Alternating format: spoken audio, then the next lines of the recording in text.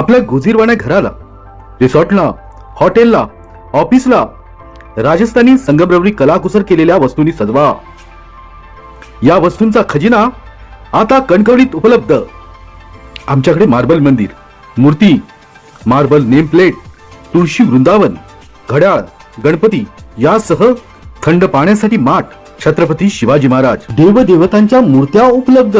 आजच संपर्क साधा. छत्रपती शिवाजी महाराज चौक, कणकवली आणि मुंबई गोवा हायवे, श्री गणेश मंदिर वागदे नजीक, वागदे.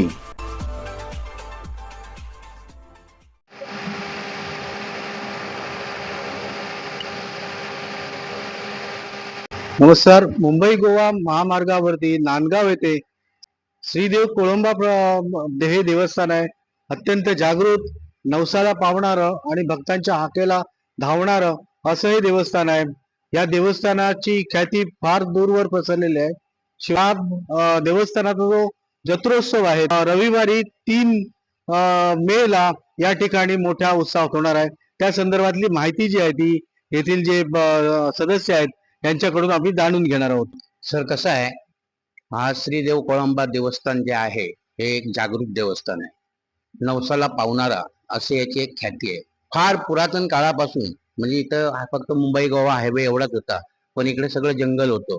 या जंगलात इथे एक छोटीशी घुमटी होती आणि ह्या घुमटीचं जे वैशिष्ट्य होतं ह्या देवाचं, की कुठे कोण अडकलं, काय बंद गाडी पडली, कोण एकटा वाट सोडून जात असेल तर हा देव त्याची पाठराखण करायची किंवा ती गाडी दुरुस्त होण्यासाठी कोणतरी म्हणून मनुष्य रूपात जायचा आणि तिथं ते सगळं त्याचं व्यवस्थित होईल ह्याची तो काळजी घ्यायचा.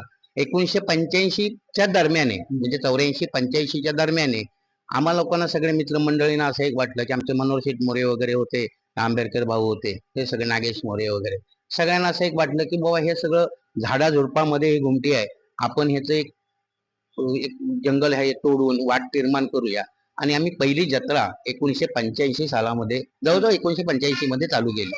त्यावेळी अल्प प्रतिसाद जरी मिळालेला असला तरी ह्याची ख्याती, ह्या कोळंबा देवाची, कर्नाटक, महाराष्ट्र, गोवा ह्या 3 राज्यांमध्ये आहे. आणि इथल्या ज्या माहेरवासनी तिकडे असतात, त्या माहेरवासनी ह्या देवाच्या नवस फेडण्यासाठी, म्हणजे एक बाबा रखवालीचा नारळ किंवा रखवालीचा नारळ कोंबडा देण्यासाठी म्हणून इथे येतात.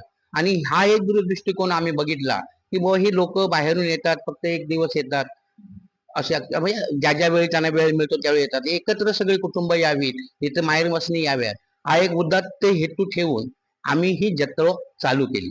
आता पहिली जत्रा आमची बुधवारी झाली होती 1985 सालामध्ये.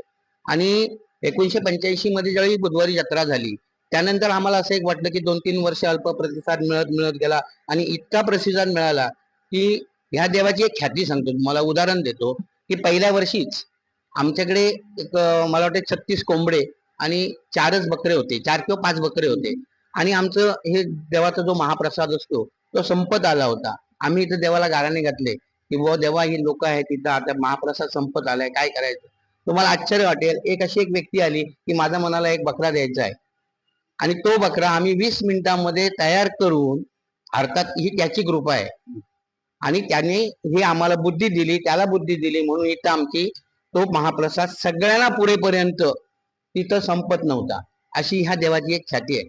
त्यामुळे आम्ही एक असं ठरवलं की इथे एक डोंगर होता, तो डोंगर खणून मुलांना, शाळेतल्या मुलांना आणून श्रमदान करून इथं आम्ही हा रस्ता वगैरे तयार करून आता मोठ्या प्रमाणात जत्रा होते. आणि एक असे एक होते की बुधवार आम्ही धरायचे, 1-2 वर्ष बुधवार धरले, 2-3 वर्ष, पण ऑफिसेस असतात, लोकांना यायला मिळत नाही, म्हणून आम्ही आता दरवर्षी रविवारची ही जत्रा ठेवतो. आणि ती सुद्धा दर मे महिन्यातच ठेवतो, कारण मे महिन्यामध्ये शाळेला सुट्टी असते, कर्मचाऱ्यांना, मुंबईकर जे असतात त्यांना, मुलांना शाळा असल्यामुळे त्यांना येता येत नाही, म्हणून आम्ही दर मे महिन्यामध्ये रविवारची जत्रा ठेवतो.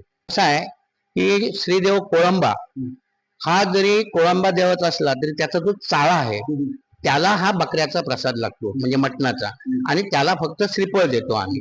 आता यावर्षी कसं ठरलंय की आमची जत्रा ज्यावेळी पहिले सकाळी 8 वाजता आमचा नवसाचा जो, म्हणजे आमचा बकरा असतो मानाचा, तो आम्ही सकाळी 8 वाजता देतो. आणि 8 नंतर जे नवस असतात, जे फेडणारे लोक, माहेरवासनी म्हणा किंवा इतर लोकांनी नवस बोललेले असतात, त्यांचे नवस फेड आम्ही 8 ते 12-1 वाजेपर्यंत करतो. नवीन नवस बोलण्याचं काम जे असतं ते आम्ही 2च्या नंतर चालू करतो. महाप्रसाद हा आमचा संध्याकाळी बरोबर 5 वाजता सुरू होतो. आता उन्हाळा जरा जास्त असल्यामुळे कदाचित 5:30 पण होतील, कारण काय ऊन जास्त असतं. आम्ही सावलीची व्यवस्था केलेली आहे, सगळीकडे सगळ्या व्यवस्था आहेत, पाणी आहे, आरोग्याची व्यवस्था आहे, सगळ्या गोष्टी आहेत. तरी सुद्धा आमचा हा महाप्रसाद बरोबर 5 वाजता चालू होईल.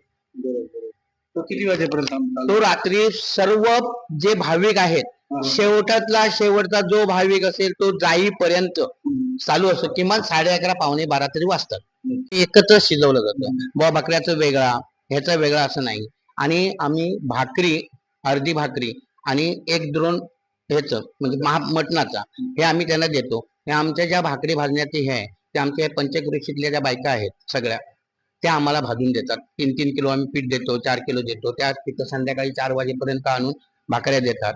आमचं मटणाचं इथं साहित्य सगळं ठेवलेलं असतं, सगळं ते लोक आमचे असतात आणि ते सगळं तयार करतात. आणि बरोबर आमचं तुम्हाला आश्चर्य वाटेल की 12 नंतर जो आमचा प्रसाद चालू होतो तयार करण्याचा, तो 5 पर्यंत आम्ही चालू करेपर्यंत सगळे जवळ 8 ते 10 टोप झालेले असतात. त्यामुळे कुठल्याही महाप्रसादामुळे अडलं असं कधीही घडलेलं नाही. निश्चित रूपात ही जत्रा जी आहे ती या वर्षी 3 तारीखला रविवारी होणार आहे आणि त्यानुसार या ठिकाणी जय्यत तयारी करण्यात आलेली आहे. मंडप घालण्यात आलेला आहे. उन्हाचा त्रास होऊ नये भाविकांना म्हणून देखील रांगांना मंडप घातलेला आहे. या निमित्ताने भाविक या ठिकाणी येतात आणि हा सोहळा या ठिकाणी पार पडतो. येथील व्यवस्थापन आहे त्या व्यवस्थापनाने भक्तांची गैरसोय होऊ नये म्हणून सर्वतोपरी आपली तयारी या ठिकाणी केलेली आहे.